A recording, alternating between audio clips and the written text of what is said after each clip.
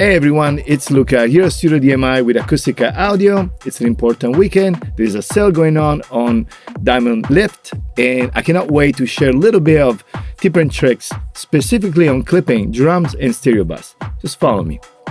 All right, I have a two lift open. The lift mix on top, it's insert on my drum bass. Low percussion, high percussion and kicks. Lift master, it's insert on my stereo bass. That's it. We're gonna just get to -4 RMS with just two plugins, all right? So, what is the point? I'm using the lift mix that, by the way, sounds equally good as the master. You just add a little bit more range to create a little bit of saturation on the drum bass, open up a little bit the top, around like 7K, 10K. Use the mode 3 for clipping and clip in mid only. We don't wanna destroy the transient on the side. We don't want to destroy anything sitting outside of the mono. So we are clipping mid only. I'm pushing 12 dB.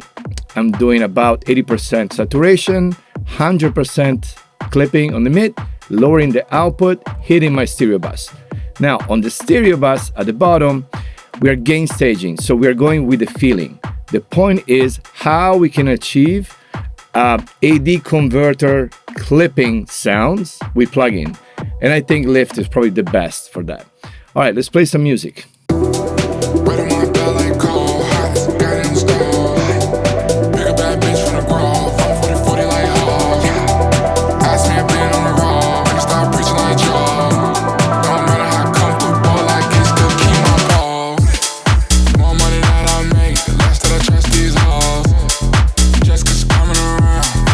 All right, we're moving between 4.5 to 5 RMS.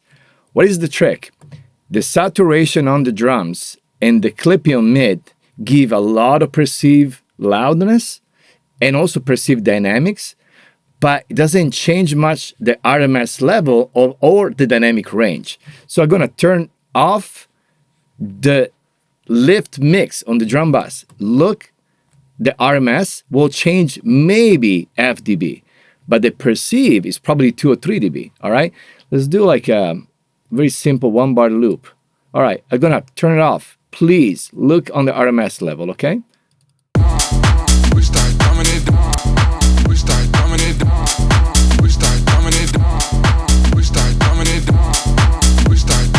All right, so what happened? The bump that we're doing on 710K is hitting the mid-only clipper, create essentially a zero with a kick, the snare, the hats. So bring everything to zero.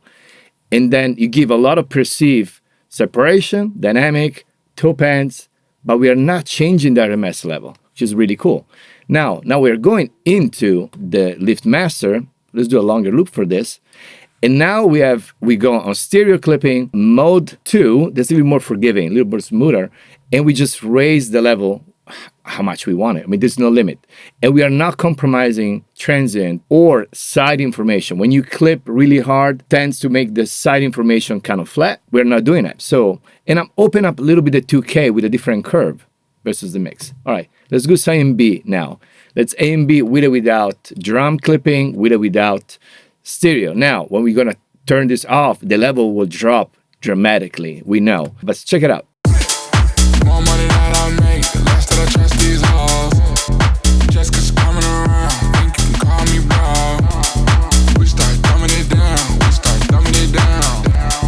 Don't get humble now, don't get humble now. More money that I make, the less that I trust these hoes. Just 'cause coming around, think you can call me bro.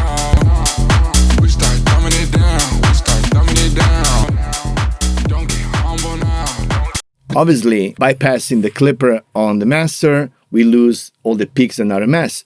But the interesting fact to me is using two clipper on drums and stereo bass, we compensate it. We shave the peaks of the drums, we leave the music untouched and give a sense of openness on the side because we're clipping just the mid.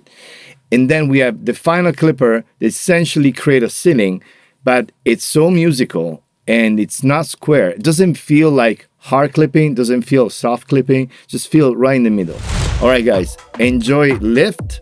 If you own it, you know how good it is. If you're new to lift, ask me questions, and then maybe I'm gonna dive in back in the next couple of weeks with some other tricks. Bye.